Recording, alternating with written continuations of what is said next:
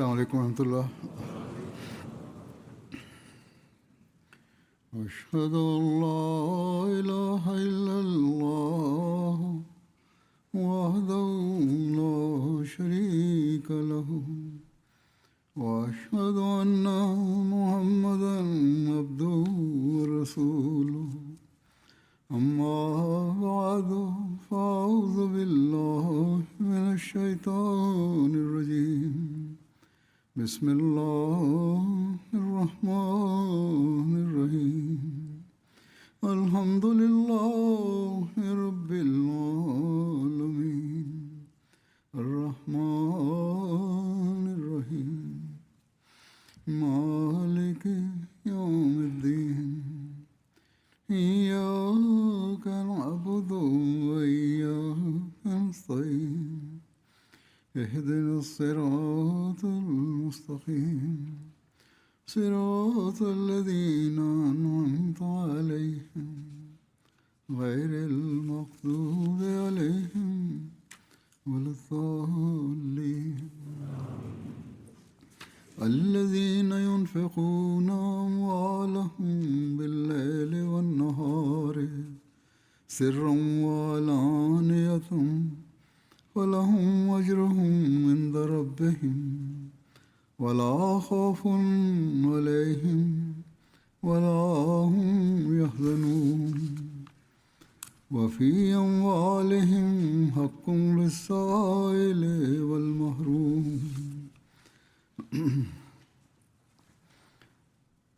पहली आयत जो मैंने पढ़ी है Rahman Rahim Oduru sọ wípé ìtumọ̀ ẹsẹ̀ àkọ́kọ́ tí mo kà láti inú Suratu Baqara ni àwọn tí wọ́n ná owó wọn lọ́sàn-án lóru ní kọ̀rọ̀ àti ní gbangba lójú ọ̀nà Ọlọ́run ọba.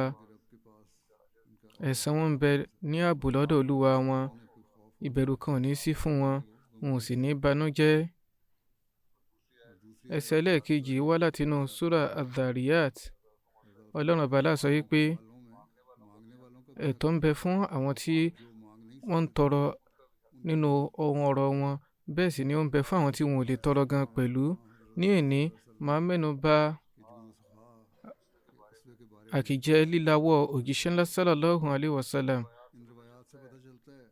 Látàrí àwọn ẹgbàá yìí ó fi ojú hàn yìí pé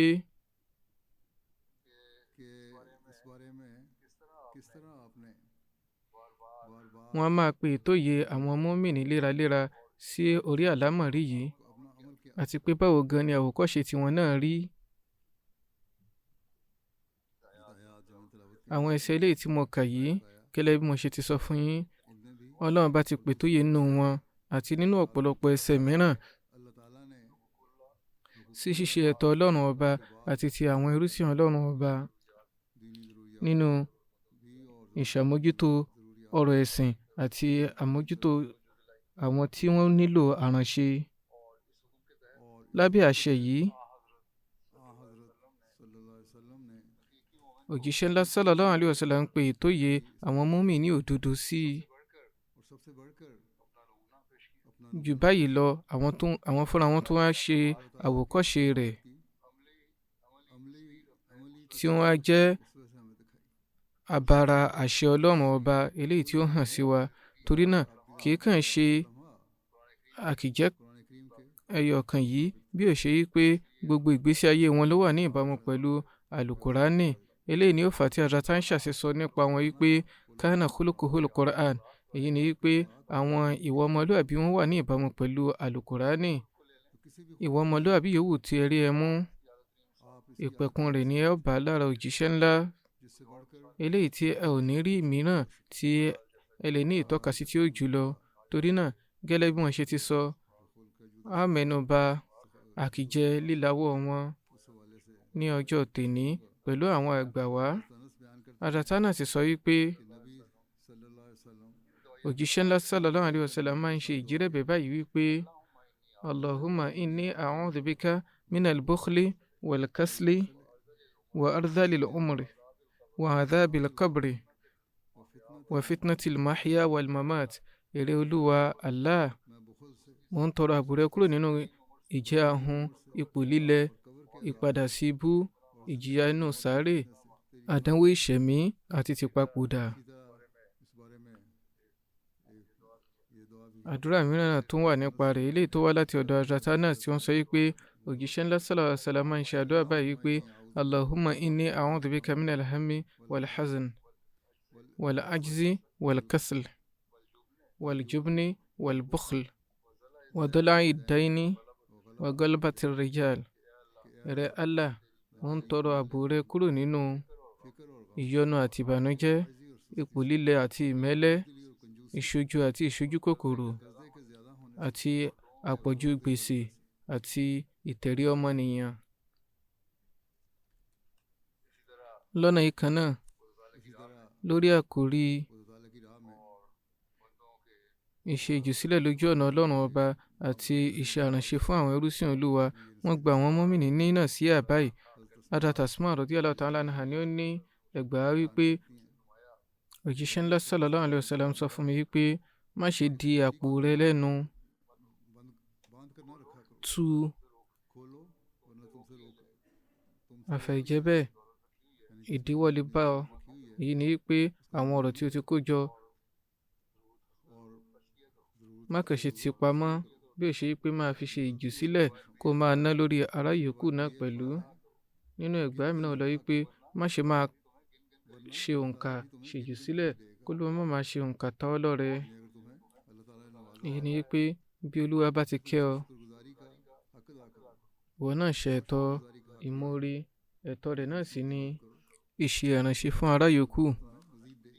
Ọlọ́run ọba yóò tún rọ̀ ọ́ lọ́rọ̀ síwájú sí i.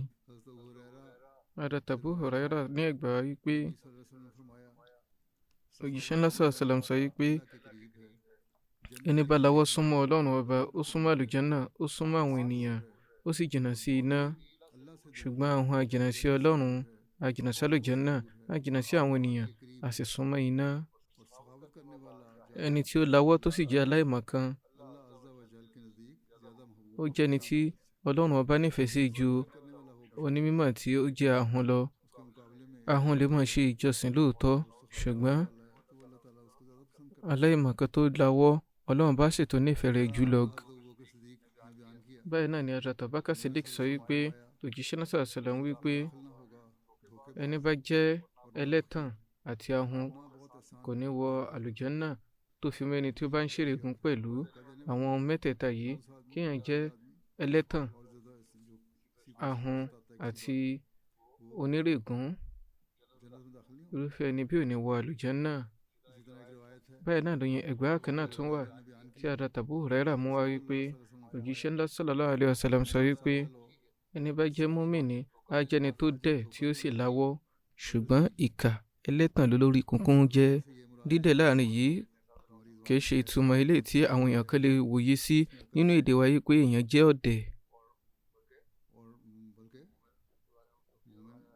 Ní ti onígbàgbọ́ òdodo, ohun tó wà nípa rẹ̀ ni wípé á jẹ́ ẹni tí ó gbọ̀ngbọ́n. Ìgbọ̀ngbọ́n onígbàgbọ́ òdodo sì jẹ́ nǹkan tí ó ṣe kókó. Ẹni láti ṣọ́ra fún èyí. Ìtumọ̀ rẹ̀ ní àyè yìí ni wípé a máa yẹra fún wàhálà. Á jẹ́ ẹni tí ó lawọ́, tí ọkàn rẹ̀ ṣí sílẹ̀, tí ó sì jẹ́ ẹni tí àwọn èèyàn nífẹ̀ẹ́ sí, àwọn èèyàn máa bọ̀wọ̀ fún. Eléyìí ni àmì ìjẹ́ mùmínì. Eléyìí sì jẹ́ ìpele kan fún wa láti yẹra wa wò. Ó wà nínú ẹgbàá kan tí Mutarrif ní ẹgbàá láti ọ̀dọ̀ bàbá rẹ̀ yìí pé mo lọ sí ọ̀dọ̀ òjíṣẹ́ ńlá sallallahu alaihi wasallam nígbà tí wọ́n ń ka ẹsẹ̀ alhakumut takathur. Wọ́n sọ wípé ọmọ Ádámù mọ̀ sọ wípé owó mi, ọrọ̀ mi. Èyí ni wípé ọmọnìyàn tó bá jẹ́ ọlọ́rọ̀ á máa sọ wípé ọrọ̀ òun leléyìí, ọrọ̀ òun leléyìí. Wọ́n wípé ìrẹ̀ ọmọ Ádámà, owó rẹ ni èyí tí o ti fi jẹun, tí o ti lò, èyí tí o ti fi wọ aṣọ, àbí tí ẹ ti fi ṣe ìjùsílẹ̀, èyí owó tí o bá ti ná. Fún ìdí èyí, owó tí ó dára jù, gẹ́lẹ́ bí wọ́n ṣe ní ìtọ́ka sí, wọn náà ní pé owó rẹ ni èyí tí o ti ná, ṣùgbọ́n eléyìí tí ó dára jù ni èyí tó fi ṣe ìjùsílẹ̀. Eléyìí tí ó gbé jù sílẹ̀ níwájú Olúwa láti ṣe ẹ̀tọ́ àwọn ẹrúsìn Olúwa tí ó ná ní ojú ọ̀nà Olúwa. Owó yìí ni wàá rí ẹ̀san rẹ̀ gbà ní ìlọ́po ìlọ́po ní ọjọ́ ìgbéǹde. Eléyìí ni Olúwa ṣe sọ wípé ìbẹ̀rù kan ò ní sí fún wọn gẹ́lẹ́ bí ó ṣe wà nínú ẹgbà wá ọ̀hún, wọn ò sì ní ba iná jẹ́ nítorí pé wọ́n ṣe àwọn ìjùsílẹ̀ gbogbo bí wọ́n ṣe lawọ́ tó. Àwọn owó tí wọ́n ná lórí ará yòókù wọn yóò rí ẹ̀san rẹ̀ lọ́jọ́ ìgbéǹde. Hadrat Abdullah bin Mas'ud máa sọ wípé òjíṣẹ́ náà sallallahu alaihi wasallam sọ wípé ohun méjì náà ni ó ní ẹ̀tọ́ láti jowú. Àkọ́kọ́ ni ẹni tí Olúwa fún lọ́rọ̀ tí ó wá ń ná nínú rẹ̀, tó ní ìkápá láti ná nínú rẹ̀ láì ní ìrúwọ́ àti ìdènàpẹnu, àti ẹni tí Olúwa fún ní òye tí ó sì ń ṣe ìpinnu pẹ̀lú rẹ̀, tí ó sì tún ń kọ́ ará yòókù náà ní ẹ̀kọ́. Ní àyè kan wọ́n gbà ní nínà sí àwọn sọ. Hadrat Abu Umama sọ wípé òjíṣẹ́ ńlá sallallahu alaihi wasallam sọ báyìí wípé èrè ọmọ Ádámà, owó tó bá ṣẹ́kù nínú owó rẹ̀ tí o bá ná, eléyìí ni yóò ṣe àǹfààní fún ọ. Ìyẹn ni wípé àwọn owó tí Olúwa ti fún ọ, gbọ́ bùkátà rẹ nínú rẹ̀ ó dájú. Ṣèjú sílẹ̀ yìí tí ó bá lé lórí rẹ̀, bí o bá kó pamọ́, á jẹ́ èyí tí ò ní sunwọ̀n fún ọ. A ò sì ní bá ọ wí bí o bá ṣe àkópamọ́ eléyìí tí o nílò, àní bí ó wípé ṣe tí o ṣe kó àwọn eléyìí pamọ́. Ó sì bẹ̀rẹ̀ níná lórí àwọn tí ó ní ìwọ̀ lọ́rùn, tí wọ́n ní ìwọ̀ lọ́rùn rẹ. Èyí ni wípé ìlànà ni wípé àwọn tí ìwọ̀ wọn bẹ lọ́rùn rẹ, àwọn ọmọ rẹ aya àti àwọn ìbátan rẹ tí wọ́n jẹ́ aláìní, àti gbogbo àwọn tí ìwọ̀ bá ń bẹ lọ́rùn rẹ láti gbọ́ bùkátà wọn. Àwọn ni wọ́n kọ́ ní ẹ̀tọ́ nínú ọ̀rọ̀ rẹ láti ṣe àránṣe fún. Bẹ́ẹ̀ náà wípé ọwọ́ tó lókè sunwọ̀n ju ọwọ́ tó wà lábẹ́ lọ. Hadrat Abdullah bin Mas'ud sọ wípé òjíṣẹ́ ńlá sallallahu alaihi wasallam sọ wípé ta ni ẹni náà nínú yín tí ó nífẹ̀ẹ́ owó àwọn tí wọn yóò jogún rẹ̀ ju owó ara tiẹ̀ lọ? Ǹjẹ́ a rí ẹni náà tó ṣe wípé a máa wípé owó tí màá fi fún àwọn tí wọn yóò jogún mi, mo nífẹ̀ẹ́ wọn ju àwọn owó tí èmi ní fúnra mi tí mò ń ná lórí ara mi lọ. Àwọn èèyàn wípé ìrè òjíṣẹ́ Olúwa, kò sẹ́ni náà tí ò ní nífẹ̀ẹ́ owó rẹ̀ jù. Bẹ́ẹ̀ ni owó tí a bá ní lọ́dọ̀ tí ó jẹ́ tiwa ni a nífẹ̀ẹ́ sí jùlọ. Wọ́n wípé owó ẹni náà ni owó tí ènìyàn bá ti ná. Owó àwọn tí wọ́n jogún rẹ̀ náà ni èyí tí ó bá fi sílẹ̀ sẹ́yìn, èyí tí ènìyàn bá ti ná ní ojú ọ̀nà Ọlọ́run ọba tó fi ṣe àránṣe fún àwọn aláìní, òun ni èyí tí ó sunwọ̀n jùlọ. Èèyàn á rí ẹ̀san rẹ̀ gbà ní ọjọ́ ìgbéǹde gẹ́lẹ́ bí Ọlọ́run bá ṣe sọ nínú àlùkùránì. Òjíṣẹ́ náà sallallahu alaihi wasallam fi ìṣe wọn ṣe àwòkọ́ṣe nípa nínáwó láì ní ìrọ̀sẹ̀ àti ìgbẹ́kẹ̀lé wọn nínú Ọlọ́run ọba báwo ló ṣe rí. Hadrat Abdullah bin Mas'ud sọ wípé òjíṣẹ́ náà sallallahu alaihi wasallam lọ sí ọ̀dọ̀ Bilal. Nígbà náà àkójọ dàbínù kan wà níwájú rẹ̀. Wọ́n wípé ìrẹ Bilal, èmi leléyìí. Wọ́n wípé ìrẹ òjíṣẹ́ Ọlọ́run ọba, mo fi sílẹ̀ fún yín àti fún àwọn àlejò yín ni. Wọ́n wípé ǹjẹ́ ẹ̀rù wa bà ọ́ ni bí kí ó má dé pé atẹ́gùn gbígbóná iná yóò débi àwọn àkójọ yìí? Lẹ́yìn náà wọ́n gba Bilal níyànjú wípé ìrẹ Bilal, tẹ̀síwájú láti máa ṣe ìjùsílẹ̀ nítorí Ọlọ́run ọba alágbára jùlọ, onítẹ̀ ògo, má ṣe bẹ̀rù òṣì. Wọ́n tún ní ìtọ́ka sí àwòkọ́ṣe wọn ní àyè mìíràn tí Hadrat Aisha mú wá wípé wọ́n dùnbù ewúrẹ́ kan. Wọ́n ní ká dùnbù ewúrẹ́ kan, wọ́n sì pín àwọn ẹran rẹ̀ láàrin àwọn ènìyàn. Wọ́n á fi ohun díẹ̀ sínú ilé fún jíjẹ. Òjíṣẹ́ náà sallallahu alaihi wasallam wá béèrè wípé òdiwọ̀n ẹran wo ni ó ṣẹ́kù? Wọ́n wípé àwọn ẹsẹ̀ wájú nìkan ni ó ṣẹ́kù. Ìyẹn ẹsẹ̀ wájú ewúrẹ́ ọ̀hún. Nígbà tí wọ́n gbọ́ eléyìí, òjíṣẹ́ náà sallallahu alaihi wasallam sọ wípé ohun gbogbo tí o ti ná tó ti pín yìí ni ó ti wà láàbò yàtọ̀ sí ìwọ̀nba ẹsẹ̀ wájú yìí, nítorí pé kò ní ṣe àǹfààní jíjẹ ni ó fi sílẹ̀ fún wa, ṣùgbọ́n eléyìí tí a ti fi ṣèjù sílẹ̀ ni yóò ṣàǹfààní lọ́jọ́ ìgbéǹde. Hadrat Muawiya sọ wípé mo gbọ́ tí òjíṣẹ́ ńlá sallallahu alaihi wasallam sọ báyìí pé mo wá láti ṣe ìpínni, Ọlọ́run ọba ní fífúnni. A kì í jẹ́ ìláwọ́ tí ó ń bẹ nínú ìjẹ òjíṣẹ́ ńlá sallallahu alaihi wasallam ti wà, ó ti dé ìpẹ̀kun kódà kí a tó gbé wọn dìde. Ẹ̀rí rẹ̀ sì ń bẹ gẹ́lẹ́ bí a ti máa ń rí kà láti ọ̀dọ̀ aya wọn mímọ́ Hadrat Khadija, eléyìí tí wọ́n fi fún wọn nígbà tí jìnnìjìnnì mú òjíṣẹ́ náà sallallahu alaihi wasallam dé nígbà tí ìṣípayá àkọ́kọ́ wá. Hadrat Khadija sọ wípé kò kò sí ìbẹ̀rù. आपको अल्लाह कभी रुसवा नहीं करेगा। ó dájú pé ọlọ́run ọba ò ní láéláé sọ ọ́ di ẹni ẹ̀tẹ́, torí ó máa ń tokun ẹbí, ó máa ń gbé ẹrù àwọn tí wọ́n lẹ, ó sì ń dá àwọn ìwà ọmọlúwàbí tó ti rí kọjá lọ padà, ó ń ṣe ìgbàlejò, ó sì ń ran àwọn èèyàn tí wọ́n wà nínú ìṣòro lọ́wọ́. ẹgbàá kan wà láti ọ̀dọ̀ Hazrat Abu Sa'id Khudri tí wọ́n wí pé òjíṣẹ́ náà sallallahu alaihi wasallam sọ báyìí wípé àwọn àkìjẹ́ méjì ò lè wà nínú onígbàgbọ́: ahun ṣíṣe àti ìwàkiwà.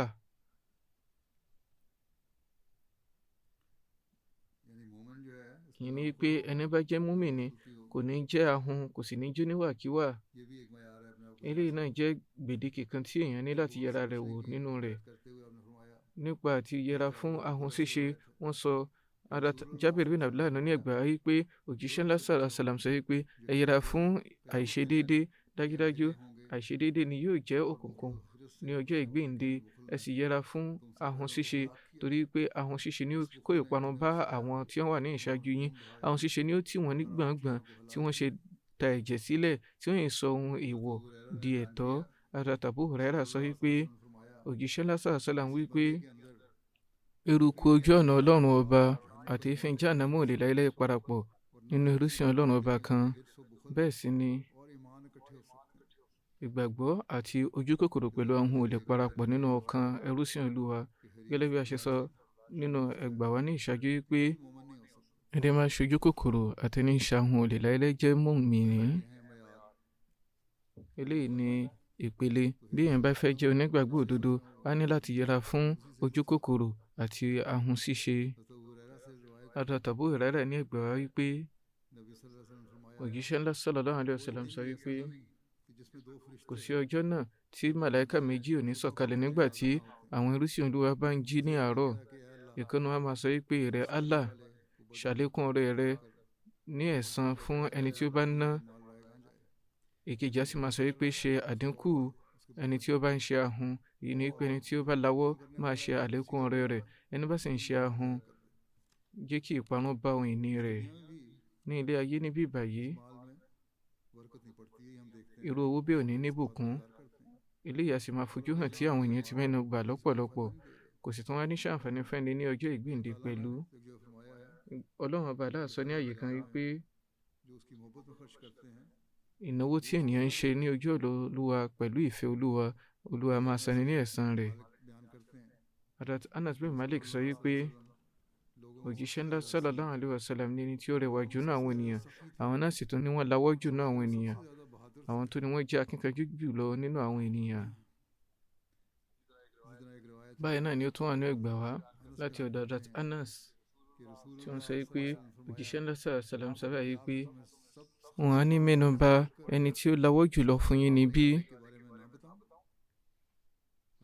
wọ́n wá wípé ọlọ́run ọba Allah ni ó lawọ́ jùlọ nínú gbogbo àwọn tí wọ́n lawọ́, àti pé nínú gbogbo ọmọ Ádámà èmi ni mo lawọ́ jù. ní ilé ayé láàrin àwọn ọmọnìyàn èmi ni mo lawọ́ jù.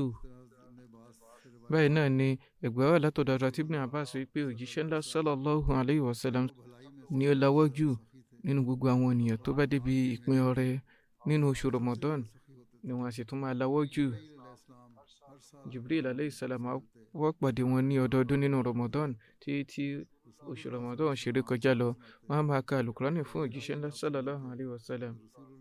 ìgbà tí Jibril bá ti pàdé òjíṣẹ́ ńlá sallallahu alaihi wasallam, wọ́n á tún lawọ́ ju ìjì atẹ́gùn lọ. ìyẹn ni pé lílawọ́ wọn á dàbí ìgbà tí ìjì ń jà tó ń gbé atẹ́gùn ni. lọ́nà báyìí Hazrat Muslim Maud náà sọ nínú ìbánisọ̀rọ̀ nínú khutbah wọn wípé nígbà tí wọ́n bá lawọ́, wọ́n á lawọ́ dé ìpẹ̀kun, débi pé àwọn sàábé gan sọ wípé lílawọ́ wọn nínú Ramadan ó máa ń dàbí ìgbà tí ìjì ń gbé atẹ́gùn ni. síbẹ̀ náà wọ́n á tún máa tẹ̀lé ìlànà la tubadhir tabdhira. èyí ni wípé kì í ṣe ìnáwó asán àbí ìṣèjùsílẹ̀ lásìkò tí ò tọ́. wọ́n lawọ́ lóòótọ́, ṣùgbọ́n àṣẹ ọlọ́run ọba ní pé èèyàn ò gbọ́dọ̀ jẹ́ni tí ó lawọ́ máa fowó ṣòfò tí ó yẹ alákòdánù. ọ̀rọ̀ ń bẹ nípa lílawọ́ Hatim Tayi lóòótọ́, ṣùgbọ́n èyí tí ò bójú mu ni. wọ́n á máa sọ pé Hatim Tayi lawọ́ lọ́pọ̀lọpọ̀, ṣùgbọ́n lílawọ́ rẹ̀ kì í bójú mu. ọ̀rọ̀ rẹ̀ dàbí òwe. Owó bàbá àgbà ní Fatiha ná lé aláàdùn ni.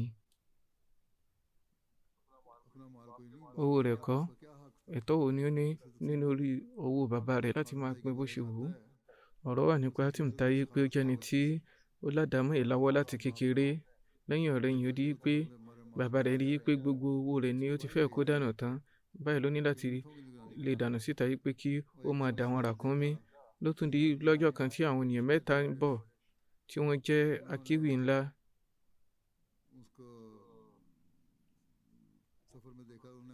Wọ́n pàdé rẹ̀ lójú ọ̀nà. Báyìí ni ó dùnbù ràkúnmí mẹ́ta láti ṣègbàlejò wọn. Wọ́n sọ pé àwa mẹ́ta ni wá, ràkúnmí ẹyọ̀kan ti tó. Wípé ó tì bó bá jẹ́ pé ẹyọ̀kan mọ́ pa, àbájẹ ni yóò jẹ́ fáwọn méjì yòókù. Owó bàbá rẹ̀ ó kú ni. Báyìí ni ó ṣe dùnbù mẹ́ta fún wọn. Yóò kú ṣẹ́kù. Lẹ́yìn ọ̀rẹ̀yìn àwọn míì ò tún ráre. Eléyìí jẹ́ nǹkan tí ó bí bàbá nínú wípé ìnákúnà báyìí ni wọ́n náwó òun. Ṣùgbọ́n owó tó bá dọ́dọ̀ òjíṣẹ́ ńlá sallallahu alaihi wasallam, owó tiwọn náà ní jẹ́. Wọ́n sì máa ń ná ní ìbámu pẹ̀lú ìtọ́sọ́nà àlùkùránì, pẹ̀lú òdiwọ̀n, pẹ̀lú òṣùwọ̀n.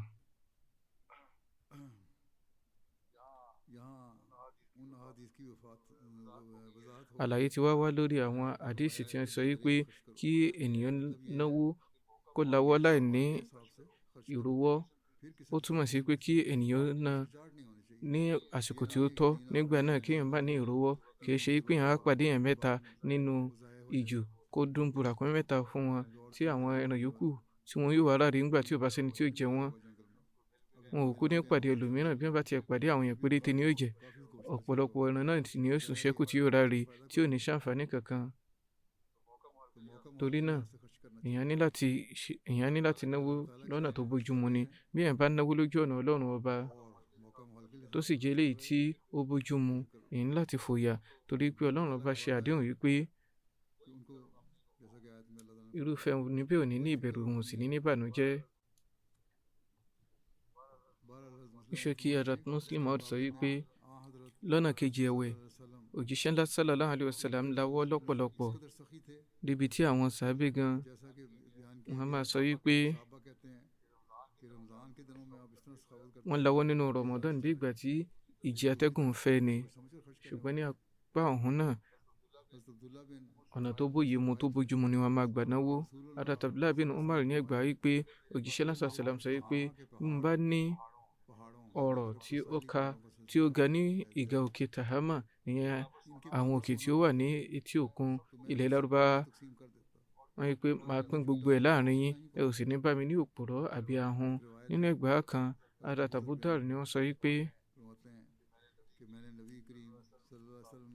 mo lọ pẹ̀lú òjíṣẹ́ ńlá sallallahu alaihi wasallam sí àwọn ojú pápá Medina. Báyìí ni òkè Uhud wá sí ojúran wa. Wọ́n sọ wípé rẹ̀ Abu Dhar, wọ́n wípé mò ń jẹ yín rẹ̀ òjíṣẹ́ Olúwa. Wọ́n sọ wípé kò sí tí ó dùn mọ́ mi nínú ju kí n ní wúrà tí ó pọ̀ tí ó ga bí òkè Uhud tí ó wà jẹ́ pé láàrin ọjọ́ mẹ́ta kò ní kù dínárì ẹyọ̀kan báyìí tí ó ṣẹ́kù, bí ó ṣe wípé mo fi sílẹ̀ láti fi san gbèsè kan tá jẹ́ pé mo ti ná wọn báyìí lójú ọ̀nà Ọlọ́run.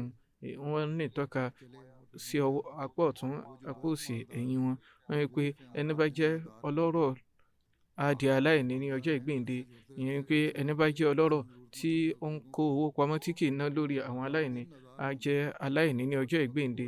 Ṣùgbọ́n ẹni tí ó bá náwó báyìí ẹni òun kò ní jẹ́ aláìní lọ́jọ́ ìgbéǹde. Wọ́n ní ìtọ́ka sí apá ọ̀tún, apá òsì àti ẹ̀yìn wọn. Àwọn èèyàn báyìí sì jẹ́ àwọn tí wọ́n kéré jọjọ. Èèyàn péréte báyìí ni wọ́n máa náwó lójú ọ̀nà Ọlọ́run ọba lọ́nà bẹ́ẹ̀. Àwọn tí wọ́n jẹ́ ọlọ́rọ̀ tí wọ́n ṣe ahun tí wọ́n máa ná lójú ọ̀nà Olúwa, àwọn ni onígbàgbọ́. Wọ́n sì máa ná lójú ọ̀nà Olúwa láì ní bẹ̀rù. Olúwa sì tún tẹ̀síwájú láti máa ta wọ́n lọ́rẹ. Hazrat Anas ní ẹgbàá wípé ẹnìkan tọrọ àwọn ewúrẹ́ lọ́dọ̀ òjíṣẹ́ ńlá sallallahu alaihi wasallam tí wọ́n pọ̀ lọ́pọ̀ yanturu tí wọ́n kún àárín òkè méjì. Òjíṣẹ́ ńlá sallam sì fi fún un. Ó wá lọ sí ọ̀dọ̀ àwọn ènìyàn rẹ̀. Ó sọ wípé ẹ̀yin ènìyàn mi, ẹ gba ìsìláàmù o. Mo fi Ọlọ́run bá ṣẹ̀rí.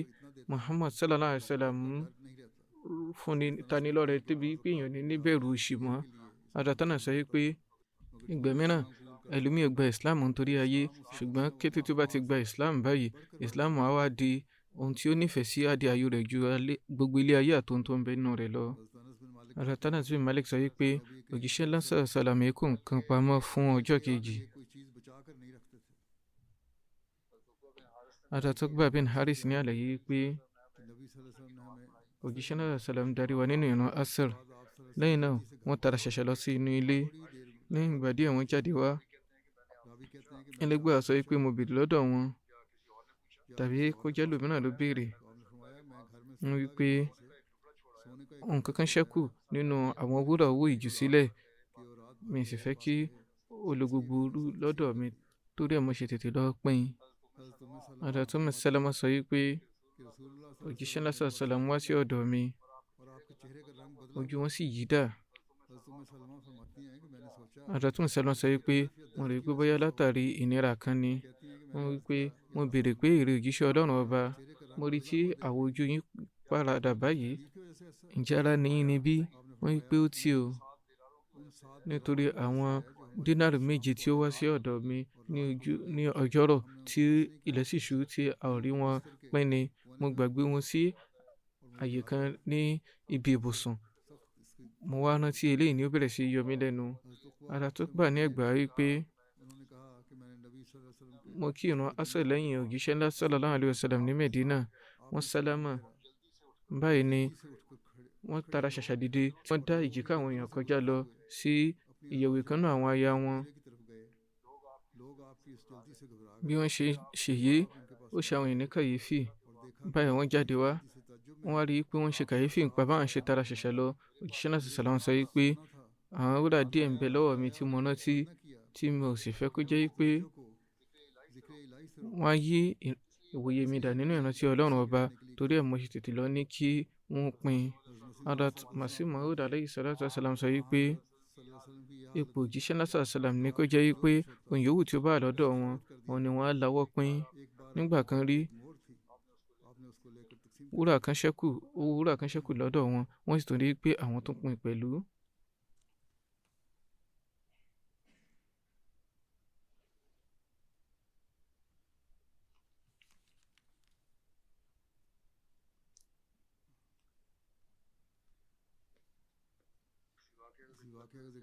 wọ́n mẹ́nu bà ìṣẹ̀lẹ̀ yìí kan náà ní àyè kan. Hazrat Muslim Maud kọ báyìí wípé ìgbà kan rí ni àwọn owó ìjùsílẹ̀ kan wá, ìgbà tí wọ́n pín wọn, ó wá kù dínárì kan ní kọ̀rọ̀ ibì kan, eléyìí tí wọn ò rántí mú.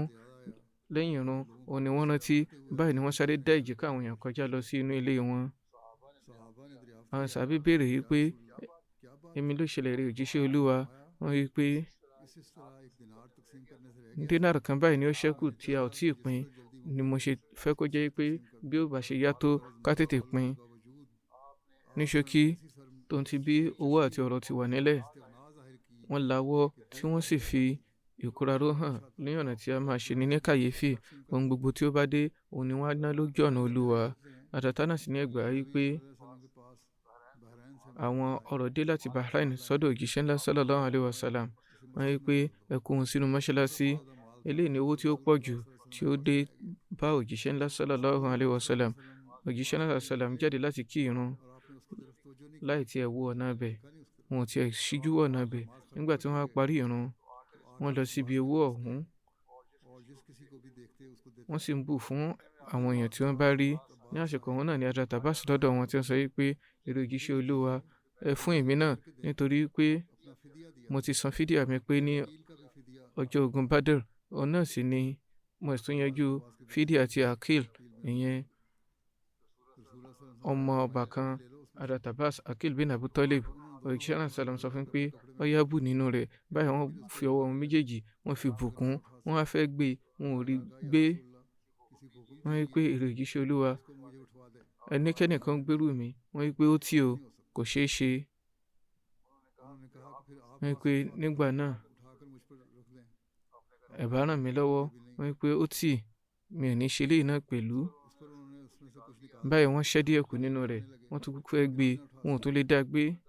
Wọ́n á sọ wípé èrè òjíṣẹ́ Olúwa, ẹ pàṣẹ fẹ́nìkan láti gbérù mi, wọ́n wí pé ó tì, wọ́n wí pé ó dáná, ẹ̀yin fúnra yín ẹ ràn mí lọ́wọ́, ẹ gbèrú mi, wọ́n wí pé ó tì sẹ́.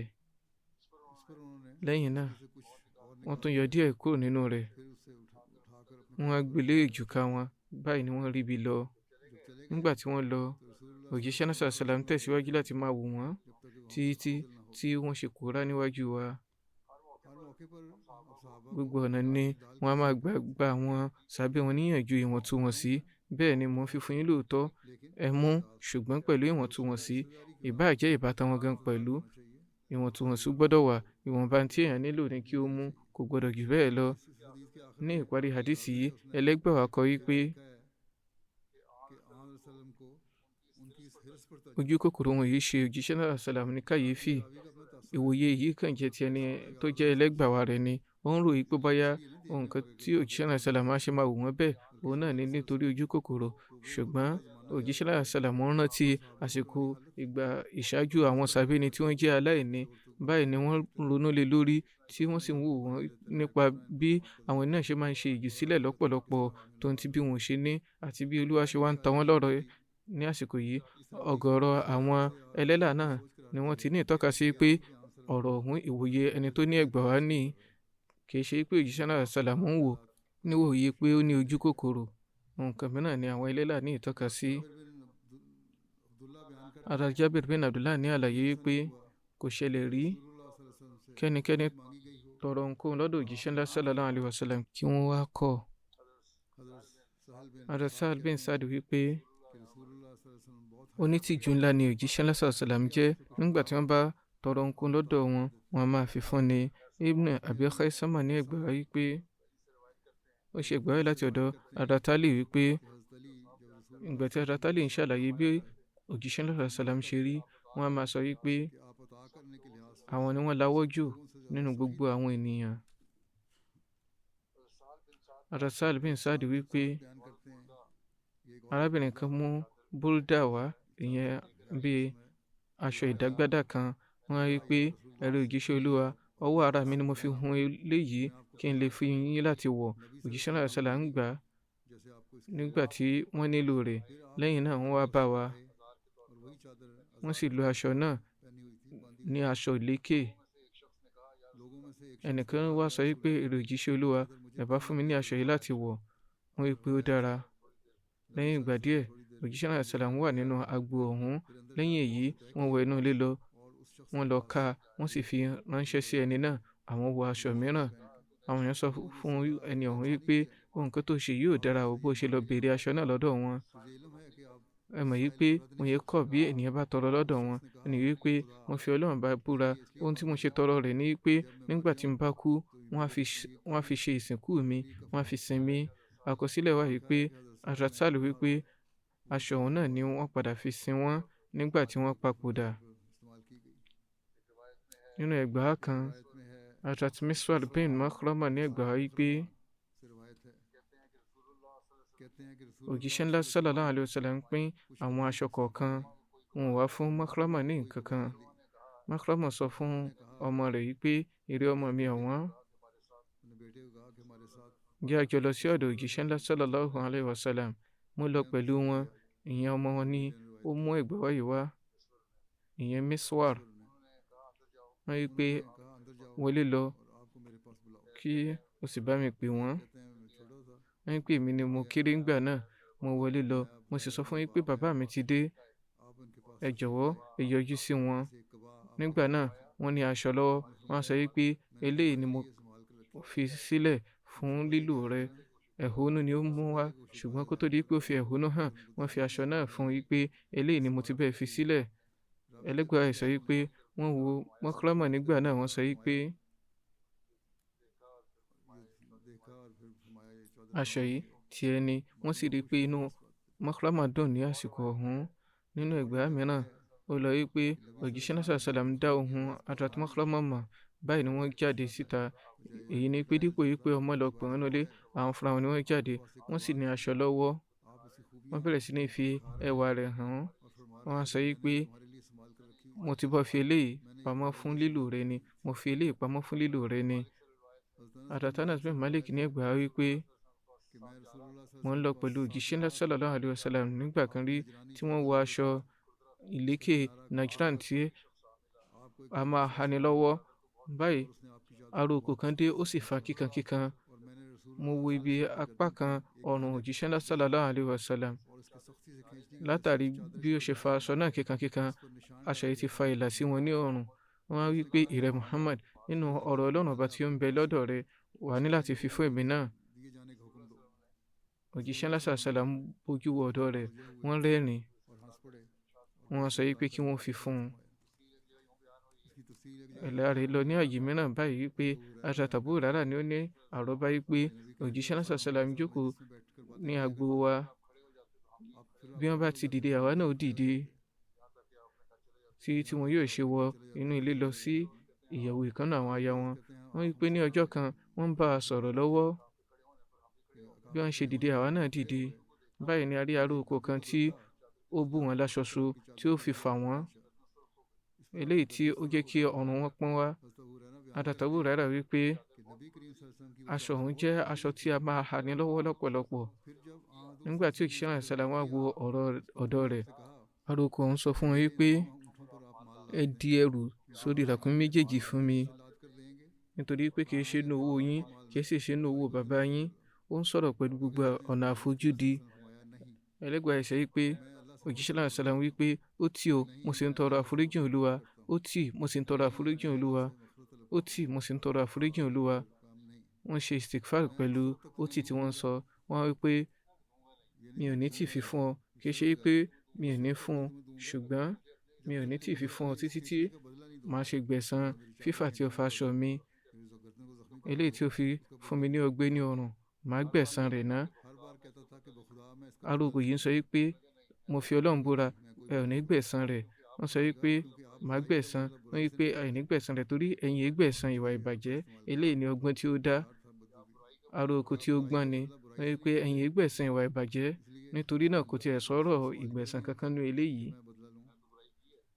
Ohun kan tí mo ṣe, ohun kan tí ò dáa ni, ṣùgbọ́n ẹ̀yin hùwà tí ò dáa.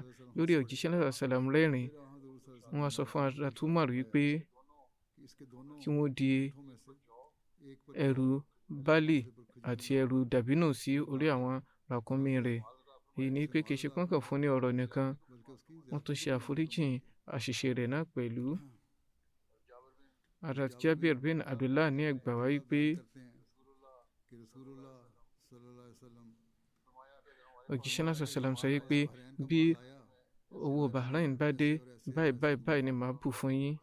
Báyìí wọ́n fi ọwọ́ wọn méjèèjì papọ̀ láti ní ìtọ́ka sí i, ṣùgbọ́n òjíṣẹ́ náà sallam papòdà kó tó di pé owó Bahrain dé. Lẹ́yìn náà owó yìí lọ sí ọ̀dọ̀ Hazrat Abubakar lẹ́yìn wọn radiyallahu ta'ala anhu. Wọ́n wá kéde fún àwọn ènìyàn yìí pé ẹni yòówù tí òjíṣẹ́ náà sallam bá ti ṣe àdéhùn fún àbí tí wọ́n bá jẹ lówó kí ó bọ́ síta, kó bọ́ sóde. Báyìí mo dìde wípé òjíṣẹ́ náà sallam sọ wípé bí ọrọ̀ Bahrain bá dé, òṣùwọ̀n báyìí ni màá fi fún ọ. Lára bẹ́ẹ̀ Hazrat Abubakar bu ọwọ́ wọn kún. Wọ́n pa ọwọ́ méjèèjì kò wọ́n bùkún. Wọ́n sọ fún mi pé kí n kà á. Báyìí mo kà wọ́n. Wọ́n jẹ́ 500 dirham. Lẹ́yìn náà sọ wípé ó yá mú ìlọ́po méjì rẹ̀ sí i. Hazrat Ala bin Hadrami tí òjíṣẹ́ náà sallam yàn ní ajẹ́lẹ̀ Bahrain nígbà náà ni wọ́n fi owó yìí ránṣẹ́ láti Bahrain. Wọ́n sì tẹ̀síwájú láti máa jẹ́ ajẹ́lẹ̀ ibẹ̀, ìyẹn Hazrat Ala, lẹ́yìn ìpapòdà òjíṣẹ́ ńlá sallallahu alaihi wasallam pẹ̀lú. Harun bin Riyab ní àlàyé pé nígbà kan rí ọ̀kẹ́ mẹ́ta àbọ̀ dirham ní wá sí ọ̀dọ̀ òjíṣẹ́ ńlá sallallahu alaihi wasallam. Eléyìí ni owó tí ó pọ̀ jù tó dọ́dọ̀ òjíṣẹ́ ńlá sallallahu alaihi wasallam. Wọ́n dà sí orí ẹni kan báyìí. Òjíṣẹ́ ńlá sallallahu alaihi wasallam bẹ̀rẹ̀ sí ní pín. Àwọn èèyàn wá, kò sí ẹni tí ó sì dọ́dọ̀ wọn tí ó padà ní ọwọ́ òfìfo títí tí wọ́n ṣe pín gbogbo owó ọ̀hún tán. Báyìí ni ẹgbàá ọ̀hún ti wá wípé owó tó ju báyìí lọ sí wá, ṣùgbọ́n bóyá nínú ìmọ̀ ẹni tí ó ní ẹgbàá wáyé wá, owó yìí ni ó pọ̀ jù, tàbí kó jẹ́ pé nígbà tí ó ń ṣe àrọ́bá náà owó ọ̀hún ni ó pọ̀ jù, torí owó tó ju báyìí lọ sì tún dé láti Bahrain. Ẹgbàá wà láti ọ̀dọ̀ Hazrat Abu Hurairah tí ẹnìkan wá sọ́dọ̀ òjíṣẹ́ ńlá sallallahu alaihi wasallam láti tọrọ lọ́dọ̀ wọn. Òjíṣẹ́ ńlá sallallahu alaihi wasallam fún ní àbọ̀ wáskì ọkà. wáàsì kan já sí तकरीबन 60 सा का और bíi 60 sáà 2.5 शेर के tí बराबर sáà kan sì jẹ́ तो sẹ́ẹ̀rì méjì हज़रत àbọ̀. उसका तकाजा nígbà करने tí आए ẹni तो tí आपने gbèsè उसे jẹ mọ́ dé, अता फरमाया wọ́n wọn और wáàsì kan fún un. निस्फ wọ́n इसका rí फिर pé सफाई के तौर पर और निस्फ ààbọ̀ á wà इसके लिए बतौर तोहफा gẹ́gẹ́ bí a ti san gbèsè, tí ààbọ̀ sì jẹ́ ẹ̀bùn fún un. eléyìí ni ọ̀nà tí ó dára jù láti san gbèsè. लेकर उधार दिया था ìlàjì wáàsì ni wọ́n jẹ́ tẹ́lẹ̀, पूरा báyìí wọ́n fi ये है कि odidi wáàsì fún un. eléyìí ni ọ̀nà tí ó dára jù láti san gbèsè. kì í ṣe pé kí जो है वो भी लुटाने में wọ́n bẹ̀rẹ̀ sí ní máa tún ní ìrìnàpẹ̀nu nínú àti san gbèsè tó ti wà nílẹ̀. Hazrat Sahal bin Saad Saidi ní ẹgbàá wípé wọ́n ṣe aṣọ ìlékè olówù dúdú kan fún òjíṣẹ́ náà sàlám nígbà kan rí. báyìí wọ́n wọ̀ lọ́jọ́ kan jáde láàrin àwọn sàbí. wọ́n rí pé ẹ̀rí bó ṣe rẹwà tó ni. ará oko kan wọ́n sọ wípé ilẹ̀ òjíṣẹ́ olúwa, mo fi àwọn òbí mi jẹ fún yín, ẹ jọ̀ọ́ ẹ ta mí lọ́rẹ aṣọ yìí. kò sì wáyé rí tí wọ́n tọrọ nǹkan lọ́dọ̀ òjíṣẹ́ ńlá sallallahu alaihi wasallam tí wọ́n á kọ̀. òjíṣẹ́ náà sallam bọ́ aṣọ ọ̀hún, wọ́n sì fi fún un.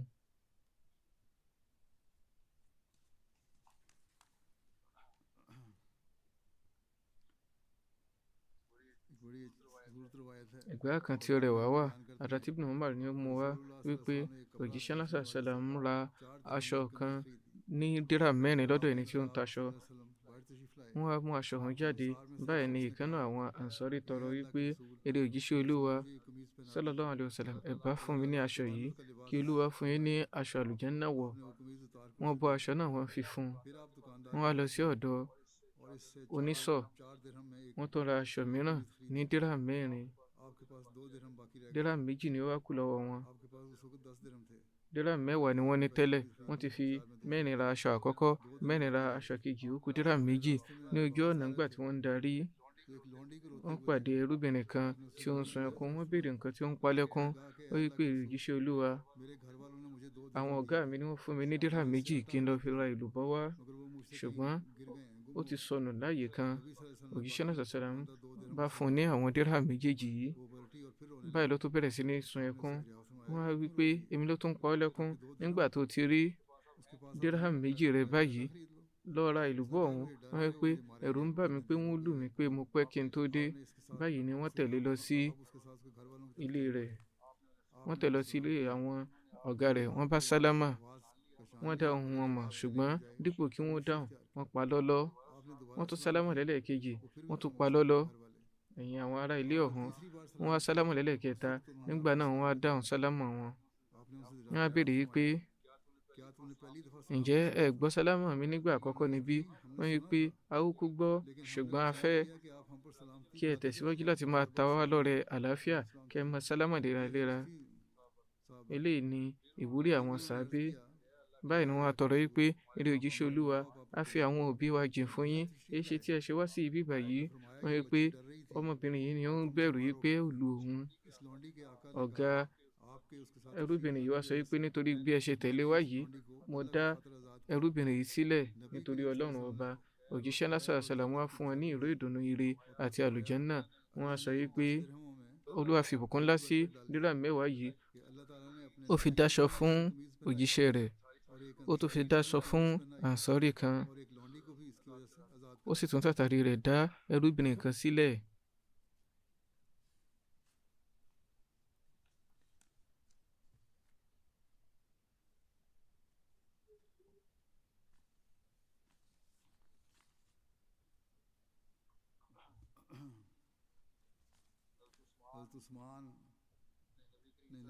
Hazrat Usman mú èso àjàrà wá fún òjíṣẹ́ náà sallam gẹ́gẹ́ bí ẹ̀bùn.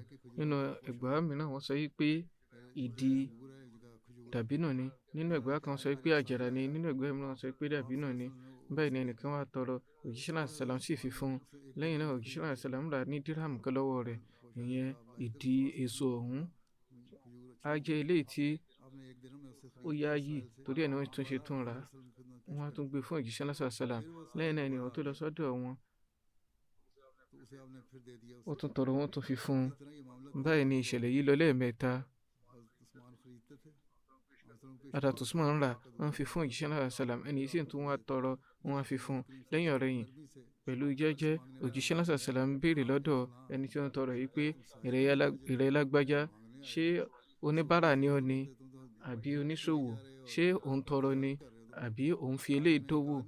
Wọn ò kọ̀, ṣùgbọ́n lọ́nà òye wọ́n gbà níyànjú wípé ìwà tó ń wù yìí kò tọ́, kò bóyè mu.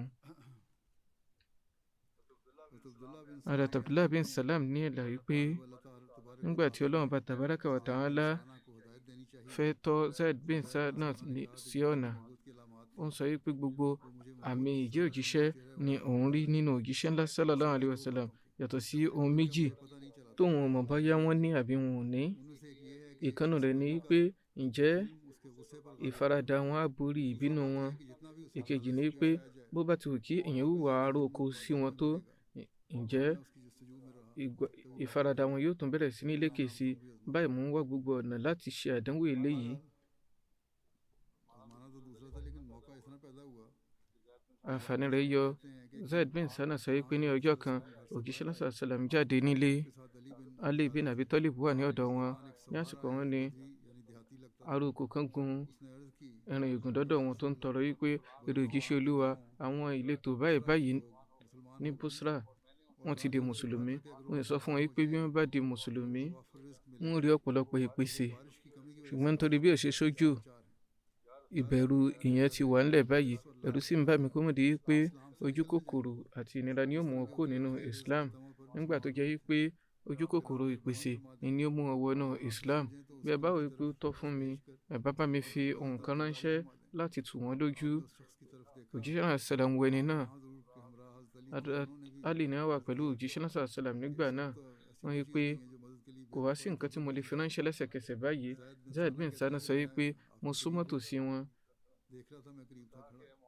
Wọ́n wí pé ìrẹ́ Muhammad sallallahu alayhi wa sallam, ǹjẹ́ ẹ lè ta àwọn dàbínù tó wà ní ọgbà àwọn Banu lágbájá ní òdiwọ̀n báyìí fún àsìkò báyìí bí? Wọ́n wí pé ìrẹ́ Yahudi ni ọkùnrin sánà hàn.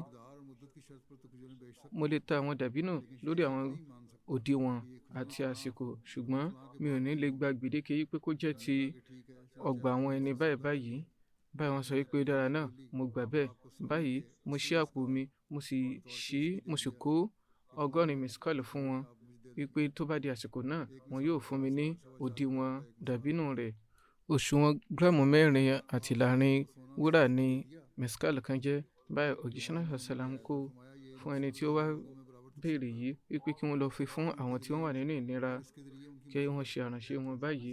Zaid bin Sanat wípé àsìkò tí a dá kù ọjọ́ bíi 2 sí 3 tí mo lọ sí ọ̀dọ̀ wọn, mo wá bù wọ́n lọ́rùn so, mo fa aṣọ wọn pẹ̀lú ìkanra. Mo bẹ̀rẹ̀ sí ní pariwo wípé ìrẹ́ Muhammad, ó wà ní fún mi lẹ́tọ̀ọ́ mi níbí. Mo fọlọ́run búra, mo mọ ìṣe àwọn Banu Abdul Muttalib yìí dáadáa wípé wọ́n burú lọ́pọ̀lọpọ̀ tó bá débi kí wọ́n san gbèsè. Wọ́n á sì fẹ́ máa dènà pẹ̀lú lórí irú ẹ̀. Bó ti ẹ̀ jẹ́ pé kò sí nǹkan tó jọ bẹ́ẹ̀, ṣùgbọ́n olódì ni, ó sì ní ìdòdì nínú, àbí nítorí pé ó fẹ́ ṣe ìdánwò ló ṣe báyìí. Pé mo ti ní ìrírí ẹ̀ dáadáa. Ó tẹ̀síwájú wípé mò ń wo Umar tó wà nítòsí wọn nígbà náà tí ojú rẹ̀ ń pọ́n ròrò fún ìbínú. Pẹ̀lú ìkanra òun ni Umar ṣe ń wò mí. Ó ń wí pé èrè ọ̀tá Ọlọ́run, sójíṣẹ́ Ọlọ́run ọba sallallahu alaihi wasallam ló ń bá sọ̀rọ̀ báyìí tí mò ń gbọ́ yìí, tó wá ń hùwà fojúdi yìí gẹ́lẹ́ bí mo ṣe ń rí yìí. Mo fi Ọlọ́run bá ṣẹ̀rí tí ó fi wọ́n ránṣẹ́ pẹ̀lú òdodo. Ìbá jẹ́ pé mi ò bẹ̀rù wọn ni, ìbá ti bẹ́ orí rẹ̀ sọ̀kalẹ̀ pẹ̀lú idà mi. Wọ́n tẹ̀síwájú wípé òjíṣẹ́ náà sàlám fi ara balẹ̀ nígbà náà. Wọ́n wo Umar, wọ́n sì ń rẹ́rìn-ín. Wọ́n sọ wípé òjíṣẹ́ náà sàlám sọ wípé ìrẹ́ Umar, dípò ìbínú yìí, àwa méjèèjì òun ni a ní ẹ̀tọ́ lọ́dọ̀ rẹ̀ pé kó gbà mí níyànjú kémi san, kó sì gbà ọ́ níyànjú kó hùwà rere. Torí náà Umar mú lọ, kó sì fún ní ẹ̀tọ́ rẹ̀, kódà tún fún ní àlékún ogún sáà pẹ̀lú. Wọ́n á béèrè pé ẹni yìí bó ló ti jẹ́ Umar. Wọ́n wí pé òjíṣẹ́ náà sàlám sọ wípé kí n fún ọ ní ẹ̀san yìí lórí ilé koko rẹ. Wọ́n á sọ wípé Umar, ǹjẹ́ o mọ ẹni tí mo jẹ́ bí? Ó wí pé ó tí o, ta ni ọ́? Wọ́n sọ wípé èmi ni Zaid bin Sana. Umar béèrè wípé ǹjẹ́ Hebar ìyẹn onímọ̀ ńlá àwọn Yehudi ọ̀hún bí? Wọ́n wí pé bẹ́ẹ̀ ni onímọ̀ ńlá àwọn Yehudi ọ̀hún. Umar wá wí pé bó ti wá jẹ́ onímọ̀ ńlá tó yìí, èyí ṣe tí o wá hùwà àfojúdi sí òjíṣẹ́ ńlá sallallahu alaihi wasallam. Wọ́n dáhùn yìí pé ìrẹ́ Umar, gbogbo àmì ìjẹ́ òjíṣẹ́ ni mo rí nínú wọn, yàtọ̀ sí méjì eléyìí tí mi ò mọ̀ nípa rẹ̀. Ìkan ni pé mo fẹ́ mọ̀ ǹjẹ́ ìṣìjẹ́jẹ́ wọn á borí ìbínú wọn. Èkejì ni pé bí èèyàn bá hùwà olójú dúdú, ìwà aláìmọ̀kan sí wọn, ǹjẹ́ wọn yóò tún ní ìfaradà bí? Eléyìí ni mo ṣe ìdánwò méjèèjì rẹ̀. Ìrẹ́ Umar, mo ń fi ọ́ ṣe ẹlẹ́rìí pé mo gba Allah ní olúwa mi, Islam ní ẹ̀sìn mi, Muhammad sallallahu alaihi wasallam ní òjíṣẹ́ mi pẹ̀lú. Mo sì ń fi ọ́ ṣe ẹ̀rí wípé ìlàjì ọrọ̀ mi, torí pé ọlọ́rọ̀ ni mo jẹ́, kó máa wà ní ìjùsílẹ̀ fún Ummah Muhammad. Lórí Umar sọ pé nínú àwọn àlùmọ̀ Muhammad, torí èèyàn ò lè ṣe òdiwọ̀n àwọn àlùmọ̀ Muhammad, bọ́ọ̀lù èèyàn ṣe ìjùsílẹ̀ fún gbogbo wọn. Báyìí mo sọ pé ó dáná nínú wọn. Lẹ́yìn èyí Zaid wá sọ́dọ̀ òjíṣẹ́ náà sallallahu alaihi wasallam, sọ pé mo jẹ́rìí pé kò sẹ́ni tí ìjọsìn tọ́ sí yàtọ̀ sí Allah, àti pé Muhammad sallallahu alaihi wasallam ni ẹrúsìn rẹ̀ àti òjíṣẹ́ rẹ̀. Mo nígbàgbọ́ báyìí. Lọ́nà báyìí ni Zaid jẹ́rìí òdodo tó ṣe báyà tí ó sì kópa nínú ọ̀pọ̀lọpọ̀ ogun pẹ̀lú wọn títí tí ó ṣe papòdà nígbà tí wọ́n ń darí ní ogun Tabuk. Onímọ̀ Yehudi ni, ó sì jẹ́ aládàámọ́ rere. Ó sì gba Islam lẹ́yìn ìgbà tí ó rí gbogbo àwọn àmì yìí. Eléyìí ni àpèjẹ́ rere wọn. Kì í ṣe wípé wọ́n kàn ya owó láti dóòlà àwọn ẹran. एक यहूदी आलम को भी मुसलमान बना लिया। अल्लाहुम्मा सल्ली अला मुहम्मदिन व अला आलि मुहम्मदिन व बारिक व सल्लिम इन्नका हमीदुन मजीद।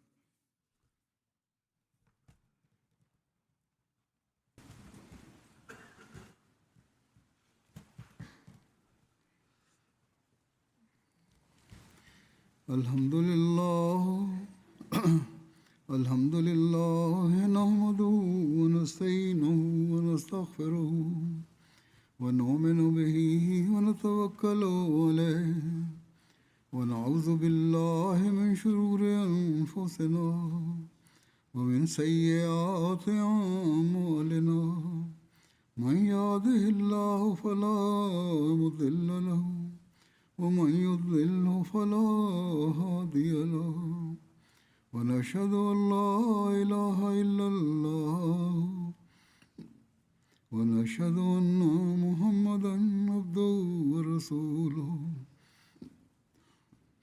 عباد الله رحمكم الله إن الله يأمر بالعدل والإحسان وإيتاء ذي القربى وينهى عن الفحشاء والمنكر والبغي يعظكم لعلكم تذكرون اذكروا الله يذكركم وادعوه يستجب لكم ولذكر الله أكبر.